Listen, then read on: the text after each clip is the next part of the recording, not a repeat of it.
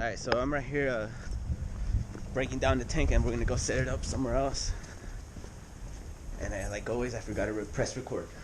So we're just gonna come in. 1,000,000 years ago, superstition and poison ruled. It was the depth of darkness. It was the world of fear. It was the age of sea monsters. Stone by day, predators by night, they were betrayed by the humans they swore to protect, frozen in stone by a magic spell for 1,000,000 years. Now here in the bay, the spell is broken, and they swim again. They are guardians of the reef. They are sea monsters.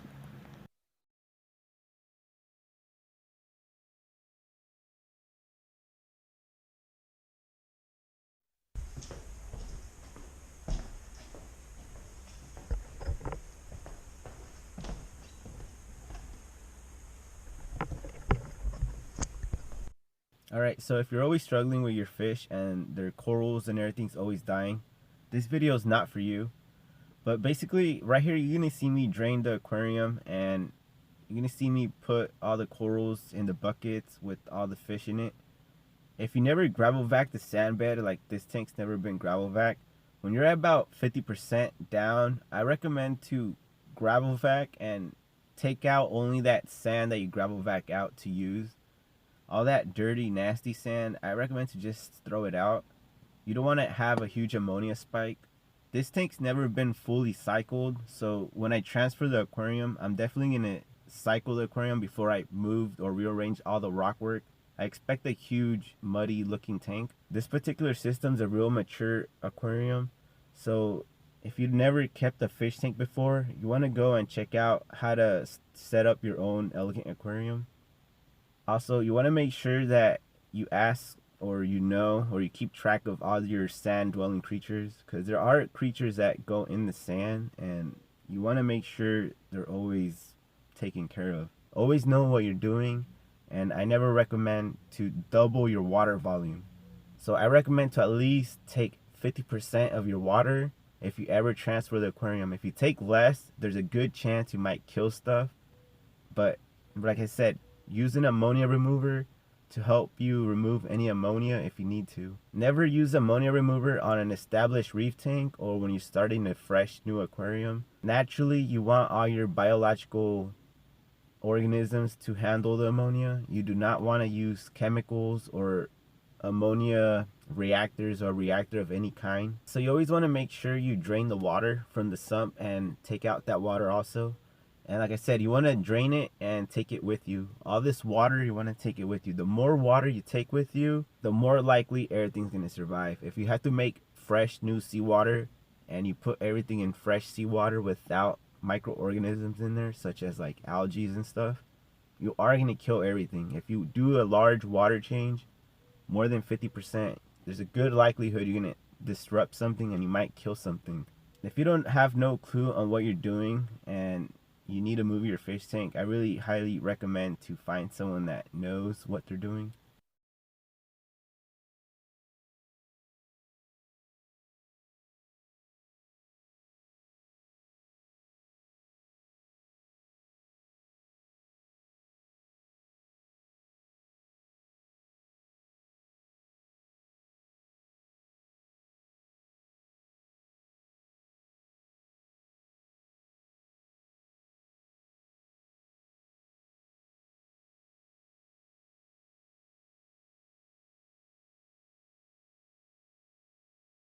There's a hermit right there, huh?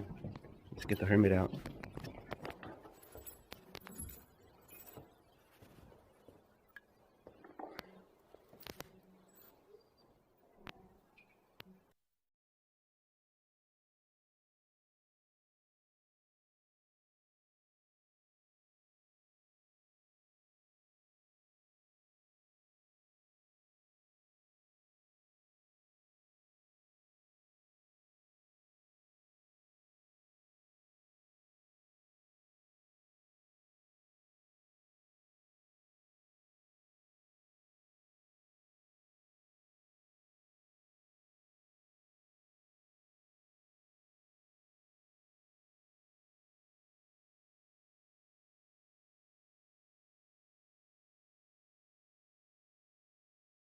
So I'm here at a customer's tank. Okay, look at their SPS coral. Look at their tentacles. Wow,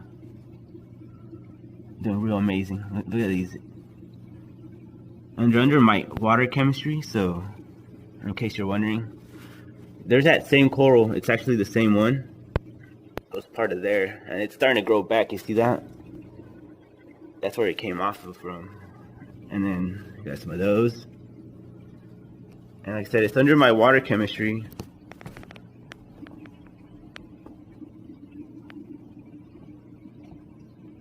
So here's a bucket of salt water ready to go.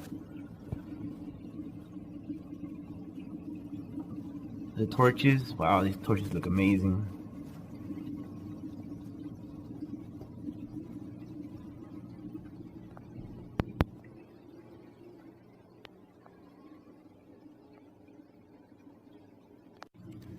Alright, so today we're actually gonna install this ring for the plumbing, for the return. It's actually really simple. Lights are out, but it's gonna go right there, exactly right there.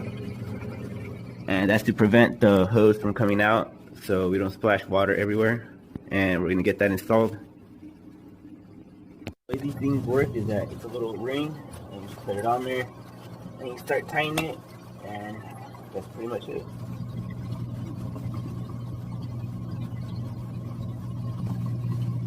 Alright, so what I'm going to do is I'm going to push this up, and then I'm just going to tighten this up real quick.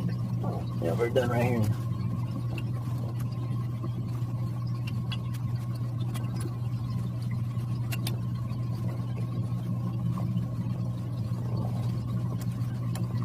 Alright, we're done tightening. And basically, you don't want to over tighten it because you don't want to break the little plastic on there. But it's that hard plumbing skimmer. This rock I'm actually gonna throw up here. There's some mangroves in here and the return pump. Nothing fancy, and you get all this, and you could have the same. All right, so I came in to feed, and wow, those guys they're recovering really good. But I noticed this snail. You see these little tubes? It's actually a snail, and they when you feed, they form like this little web, like a little silk, and it stings everything, and that's why it keeps stinging this elegance, and you got to get rid of them. There's a whole bunch of them throughout the tank, so I got to figure out how I'm going to deal with all these, because there's some on that coral also. See that? I mean, there's some everywhere right there. You can see them come out of their tube.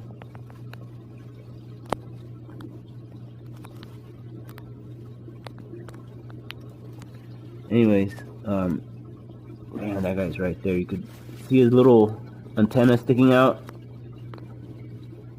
That's definitely a snail. Oh, there you go. That's a snail. That's the problem right there. Okay, so we're just gonna feed the tank some of this food. Alright, so the tank looks really good, and I'm about to feed the food.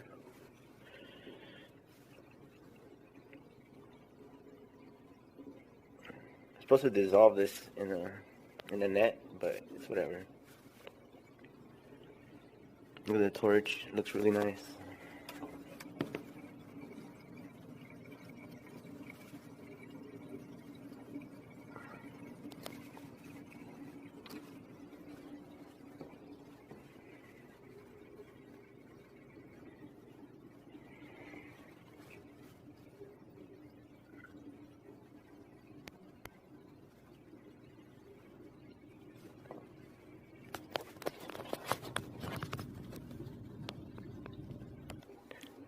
So join me next time as I rearrange the rock and make this aquascape look nice. So I just fed the tank, and look at the SPS coral. Look at its tentacles. Wow, I bet none of your corals look like that. You see that? That's crazy. But that's how your coral are supposed to look like. Alright everybody, so this is how the tank looks. So when I first moved it, this is how it basically ended up. And right now we're here to basically rearrange the rockwork and make it look all pretty. Have everything off the sand bed if possible. But this is pretty much it. There's some mangroves. There's a sump down there, but it needs a little bit of work. There's no light. That's why I put the mangroves on top. And basically, let's just get started. Alright everybody, so this is how the tank looks. So when I first moved it, this is how it basically ended up. And right now we're here to basically rearrange the rockwork and make it look all pretty. Have everything off the sand bed if possible. But this is pretty much it. There's some mangroves. There's a sump down there, but it needs a little bit of work. There's no light. That's why I put the mangroves on top. And basically, let's just get started. Okay, so to get started, we gotta make sure you put a clean blanket. Always have a clean blanket on every single customer. Wash it if you need to. Actually, just wash it. Every time, just wash it.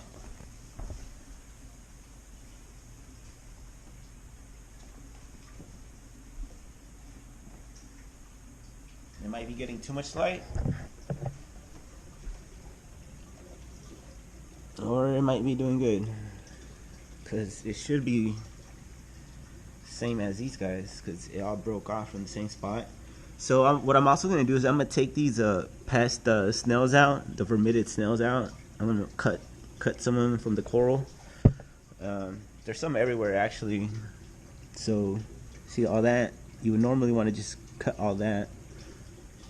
See, there's some on that coral over there. This coral was actually up there, but when I moved the tank, I had to break it off and I put it there. It looks awesome though. And that's pretty much it. So they just start moving. So they kind of ate something, so they just start moving things around.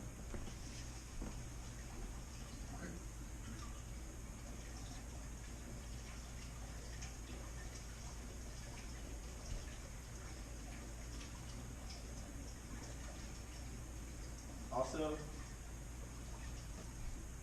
make sure you have a towel at hand, okay? At all times. You don't wet the floor. That's why I have my blanket down there, okay? So anyways, these moves, because I gotta get the job done. So I might just do less talking and more working, alright? So, Al, before I get started, we're gonna cut this. See all those? It's not growing anymore. Well, there's some dead, but it's not really growing because it grew so much that not all of it could get light. You see that? So there's two good ones. I'm gonna cut some of those, see if we can save them, and we'll see what happens.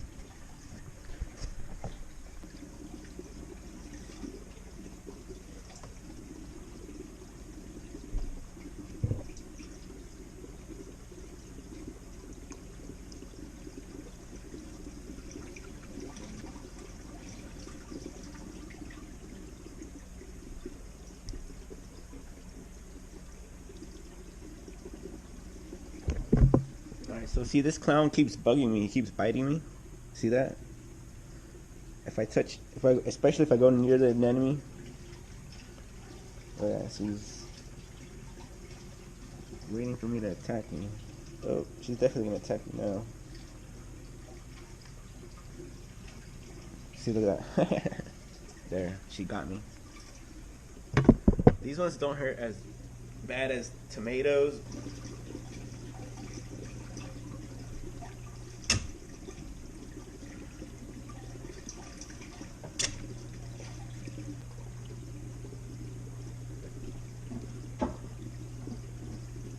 Alright everybody, so this is what I have so far. This is not permanent, but that rock in the back, a little ledge, underneath the ledge, more cave, another cave, some space for something in the back. I don't know what I'm gonna put there yet, but this is what I really want to do, just cover this box, okay? This rock's not gonna be here, okay? I should just get it out of the way. You see what I mean? I just want to don't fall on that torch, otherwise I'm gonna be in big trouble. But you see, that's how the aquascape looks so far. I focus mostly on the right side, and then I might continue the left side tomorrow, or we'll see what happens, because I'm really worried that an enemy's gonna move. Other than that, everything looks great.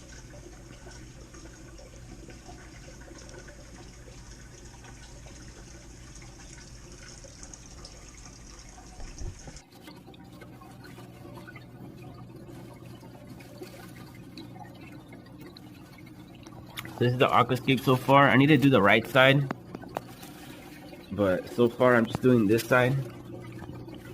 This is not going to be here, but starting from that rock, this is the aquascape. You see the outline? See, there's a ledge, a cave. The Gargonians, I'm going to fix that up, but that's not supposed to be there. That's just a core I placed there while I work on this side. But that's pretty much it so far. Alright, so if this is your first time setting up a saltwater tank, you got to make sure you go and check out how to set up your first elegant aquarium. Go to my website and you can check that video out. This video is for more advanced hobbyists. Nobody really knows what alkalinity is in the hobby. If you ask them, oh, what's the molecular structure of alkalinity, and they don't even know what they're talking about. So I'm actually here to help you out. So alkalinity is basically how acidic your water is. And there's two factors you want to take into consideration. So there's acids. Everybody knows about acids, and over time your tank's becoming too acidic.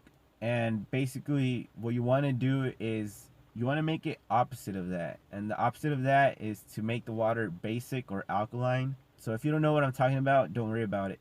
But basically there's also buffers, and what a buffer does, or what a buffer is, it's both an acid and its conjugate base, or a base and its conjugate acid. Okay, that's what a buffer is. So a buffer consists of these two elements, right? The acid and its base form present in the water. And when you add a strong base like sodium hydroxide, calcium hydroxide, potassium hydroxide, it won't affect the pH of the water, because a buffer is kind of like a bully, and it'll bully the strong bases, but it will also bully strong acids. So if you drop hydrochloric acid in the water, the buffer would actually neutralize or beat up the acid in the water, if that's the best way I'm able to explain it. So when you have a low pH, what you want to do is you want to bring it up using the hydroxide up to 8.3, 8.4. And then what you want to do is you want to add a buffer. And the only test kits you ever need is a calcium carbonate test kit and a pH test kit, okay?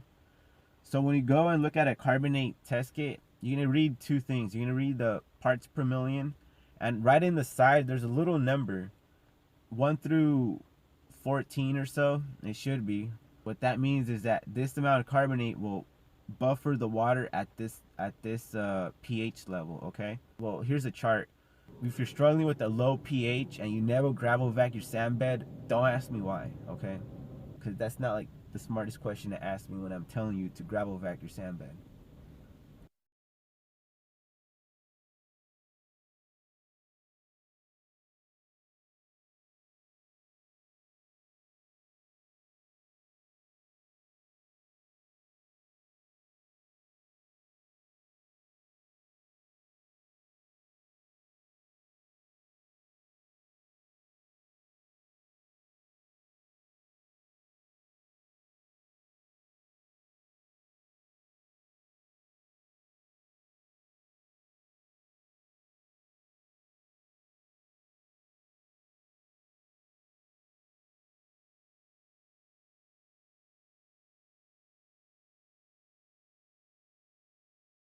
Kind of done with the aquascape.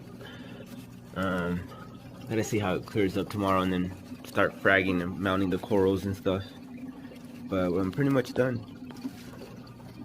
Other caves everywhere. Everywhere you see there's a cave, so I mean this is the best I could do with this type of rock. But we'll see what happens.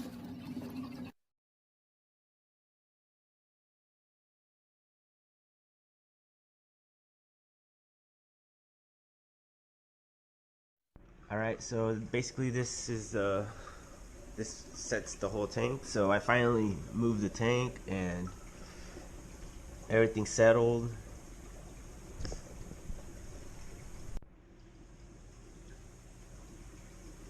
Alright everybody, so this brings to the conclusion of this video. So make sure you stay tuned as I kind of focus on how to get rid of the vermitid snails and then finally put these corals somewhere or sell them, because there's too many of these euphyllias. But everything's recovered and we're finally gonna test. And before you leave, you always gotta test the water. And that's pretty much it. I mean, everything looks pretty good. What you think? Beautiful tank, huh?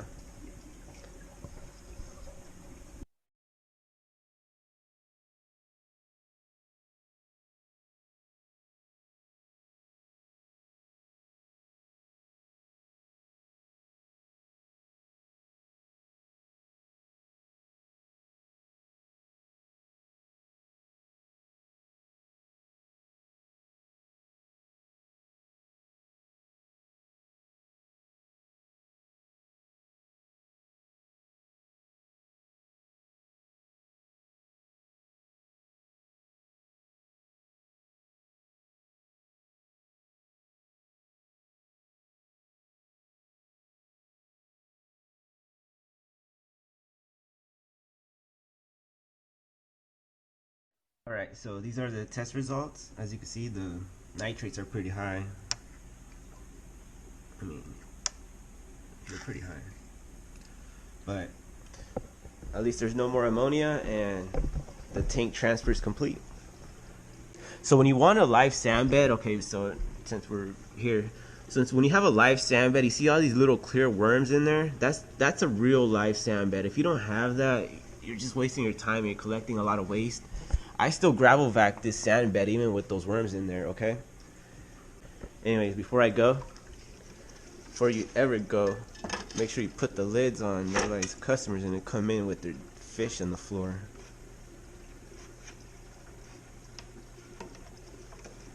Man, the water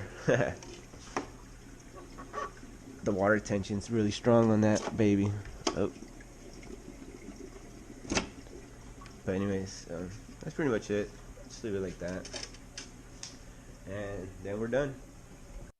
Alright, so this is some of the things we're actually using for the tank. So this is the salt we're using. We only change 5 gallons at a time, and you can see the results right there. I mean, wow, this elegance has really opened up. Tank looks amazing. A lot of algae, but tank looks amazing. Oh yeah, I should clean the tank before the owner gets here. So they arrived today, but this is how the tank is.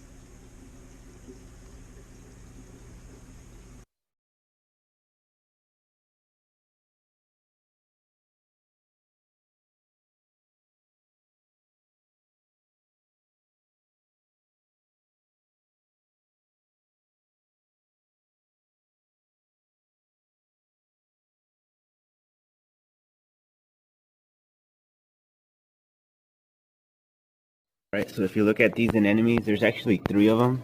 There's one right there, another one right in the middle, and this third one right here. It was one big anemone, as you saw, and it's now dividing. It's too big, so it's dividing. And this is how the fish tank looks after I moved all the rock. You see there's more caves everywhere. Everything looks good, and I just got to put all the coral back on the rocks and find a home for them. But that's pretty much it. So the anemone just finished splitting. There's one half. It went down there to heal, and then there's this one that's about to split again. So I have to move the power head because I'm afraid this anemone is gonna go and get sucked into that power head. If you don't know what a power head is, it's basically that little fan. But that's pretty much it. Nice little guy right there. Next time I'm gonna cut this coral up, expose him a little bit. I moved the torch down. He was up there, and then move him up there. I moved that right now. Alright, so I just finished moving the little fan, a little power head, so the anemones don't get stuck in there. So see that one's so big that it just wraps around that whole rock. It might be splitting even again. It might be 4, but that's quite a lot. But anyways, I just moved the torch. Next time I'm gonna move all these rest of the coral because they just look like they're in the sand. Get everything out of the sand, and that's pretty much it.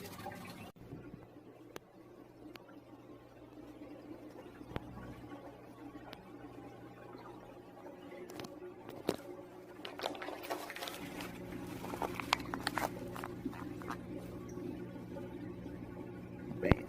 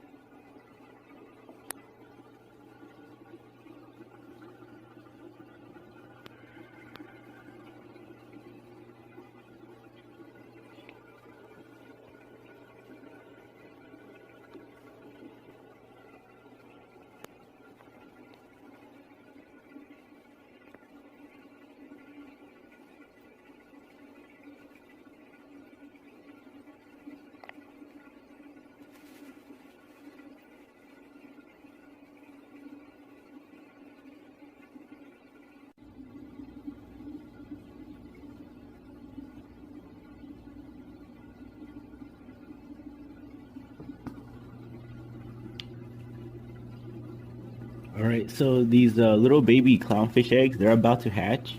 I could tell because I could see the eyes on them. They're shimmering. Oh, you can see even a little shimmer on the eggs. So that's pretty cool. But look how amazing this tank looks.